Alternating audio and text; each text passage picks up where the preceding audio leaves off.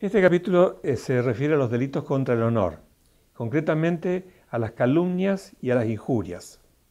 En primer lugar, como corresponde, el título está expresando un interés que jurídicamente, a través de la amenaza penal, la ley protege. En este caso, el interés es el propio concepto que alguien tiene de su valer en el ámbito de relación. Y al mismo tiempo, también el concepto que la sociedad, que sus semejantes, que sus conciudadanos tienen respecto de su comportamiento. Quiere decir que el honor es un bien que aprecian las personas que tienen, obviamente, un concepto positivo de su valer y que aprecian también respecto de sí, respecto de él, en las demás personas. En nuestra legislación penal, el honor tenía una protección proveniente del texto del Código, tal cual fue sancionado en 1921. Hoy ha habido una reforma legislativa originada por un fallo contra la República Argentina, promovido por Kimmel, el caso es Kimmel contra Argentina, resuelto por la Corte Interamericana de Derechos Humanos. En este contexto, la Corte dispuso que la República Argentina modificase la redacción de sus normas referidas a los delitos contra el honor, porque dijo la Corte que las definiciones o los criterios que exhibía la ley no eran precisos. Como consecuencia de esta reforma, el honor ha pasado a ser un bien jurídico no tan valioso como era originariamente, en materia penal, obviamente, lo que se refleja en la sanción, porque las sanciones ahora son sanciones de multa.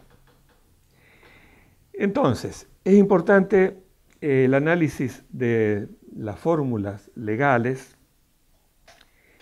porque, como en todo caso, el bien jurídico tutelado, la apreciación del bien jurídico tutelado, tiene mucha importancia, porque si no hubiese afectación al honor, obviamente el hecho sería atípico. Y si la afectación al honor fuese insignificante, también el juez es muy probable que resolviese por la atipicidad, aplicando lo que se llama el principio de insignificancia. Máxime en el tema del honor, que es un tema de apreciación tan imprecisa,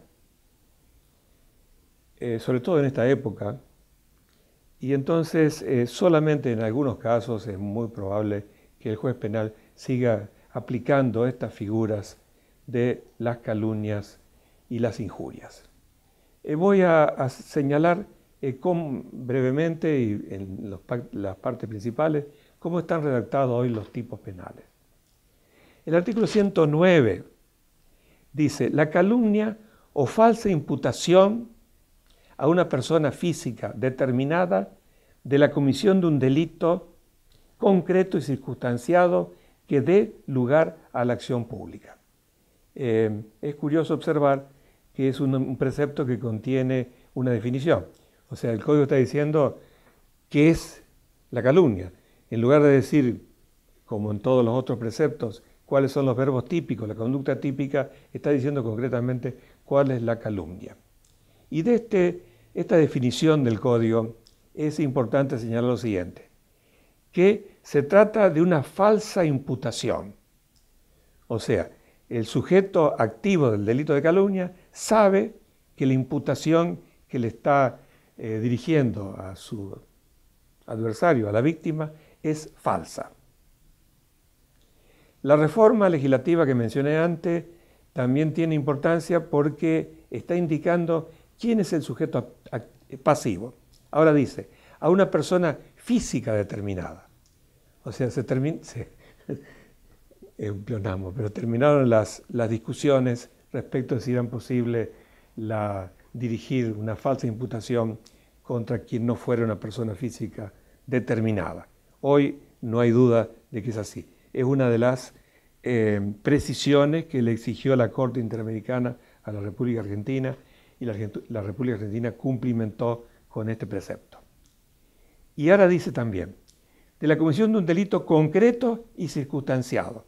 O sea, ya no es como antes la falsa imputación de un delito que dé lugar a acción pública, sino que le han agregado los legisladores de 1999 que se tiene que tratar de un delito concreto y circunstanciado. O sea, el que hace la calumnia tiene que decir a qué hecho se refiere delictivo y en qué circunstancias se produjo. Lo que por supuesto dificulta también la posibilidad de que alguien sea condenado por calumnia, ¿no? Dice que dé delito concreto y circunstanciado, que dé lugar a la acción pública. Y agrega una expresión que se repite en otros de los preceptos, que también reduce el ámbito de aplicación de la figura de la calumnia, porque dice, en ningún caso configuran delito de injuria, bueno, en este caso el delito de injuria, lo dice el 109 mezclando un poco los preceptos, pero también lo dice respecto de las calumnias. En ningún caso configurarán delito de injuria las expresiones referidas a asuntos de interés público o a las que no sean asertivas. Esto es importante porque la idea es el resguardo de la libertad de prensa. Giró todo en torno a la libertad de prensa, con antecedentes norteamericanos, de aquel caso New York Times versus Sullivan, y se concretó después de también jurisprudencia argentina que siguió la misma pauta, de manera tal que ahora la ley excluye de la posibilidad de imputación cuando aquellas aseveraciones estén referidas a asuntos de interés público o aquellos casos en que la imputación no sean asertivas. Yo me acuerdo de un caso de la Corte Suprema de Justicia de la Nación de hace muchos años que excluyó la posibilidad de aplicar sanciones cuando un delito de estas características había sido cometido a través de la prensa, cuando se usaban los verbos en forma potencial.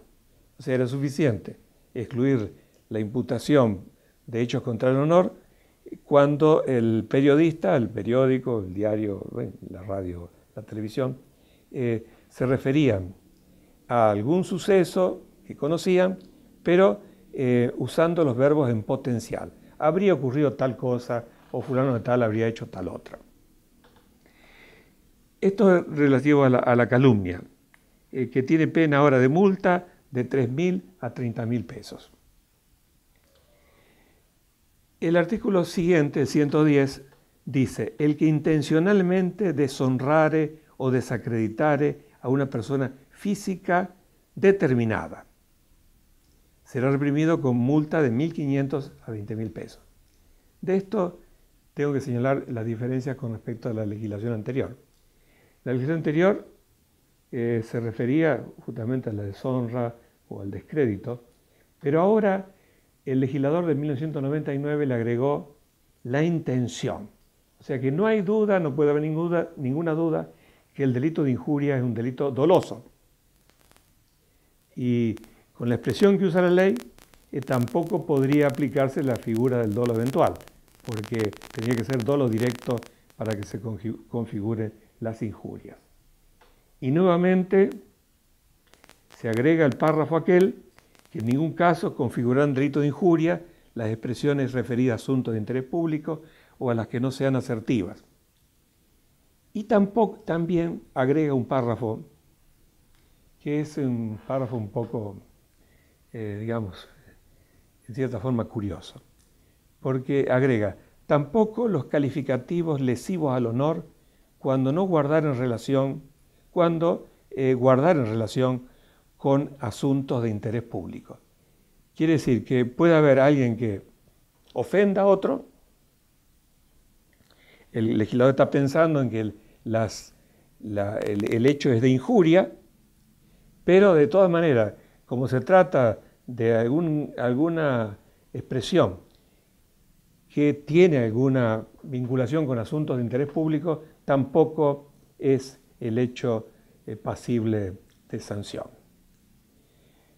Por último, por lo menos para avanzar un poco en el desarrollo de este tema, está un precepto referido a la posibilidad de la prueba de la aseveración, la verdad de la imputación. Esta prueba, lo que la doctrina llama exceptio o exceptio veritatis, está regulada de la siguiente forma. El acusado de injuria, o sea, el querellado, no podrá probar la verdad sobre la imputación, salvo que el hecho atribuido a la persona ofendida hubiera dado lugar a un proceso penal, porque en ese caso ya la cuestión se ha ventilado en el ámbito de los tribunales, o si el querellante pidiese la prueba de la imputación dirigida contra él. En ambos casos, si se prueba la verdad de la imputación, el querellado, el sujeto activo del posible delito de injuria, quedará exento de pena. Tengo que agregar un comentario de tipo personal y de la práctica forense, digamos, porque si bien no se puede probar la verdad de la imputación, eso no significa que no se pueda probar el contexto en que el hecho ocurrió, lo que sería bastante importante porque en algunos casos podría motivar la exención o la absolución del imputado, teniendo en cuenta por qué se expresó de esa manera y qué dio origen a sus comentarios. También el código reitera una expresión que tenía el código anterior cuando se refiere a la autoría del delito, de estos delitos, cuando se publica o se reproduce por cualquier medio las injurias o las calumnias inferidas por otro. En este caso, dice el código, sigue diciendo que se tendrá como autor de las injurias o de las calumnias. Esto también es una expresión un poco disonante respecto de lo que dice la parte general en cuanto a autoría y participación. Pero el código lo dice expresamente que se lo tendrá por autor. Quiere decir que no hay duda que la sanción es en carácter de autor. Pero es importante que señale yo que en la reforma legislativa hoy vigente dice que se tendrá como autor de la injuria o calumnia siempre que su contenido no fuera atribuido en forma sustancialmente fiel a la fuente pertinente. También está claro que esto procura resguardar la libertad de prensa, porque si alguien publica una injuria o una calumnia, pero dice cuál es la fuente de la que obtuvo la información, tampoco será sancionado. Y por supuesto, agrega nuevamente la fórmula que antes mencioné, que en ningún caso configurarán delito de calumnia las expresiones ofensivas en un asunto de interés público o que no sean asertivas. La otra reforma que puede ser interesante comentar es que el código en su versión originaria posibilitaba la retractación pública. El acusado de injuria o de calumnia podía retractarse antes de contestar la querella o en el acto de hacerlo. La retractación es pública. Tiene sus requisitos. Era como en la antigua doctrina que decía cantar la palinodia. efectivamente tiene que reconocer que ha dicho una falsedad y bueno, ese reconocimiento público de que efectivamente cometió la acción correspondiente a la calumnia o a la injuria, lo exime de pena cuando se practica de esa manera. Pero el código agrega ahora que esa retractación no importará para el acusado la aceptación de su culpabilidad. Esto puede tener importancia en algún caso en que exista, o así lo interprete el querellante y en su caso el tribunal, que la retractación no reúne las características necesarias para ser tal.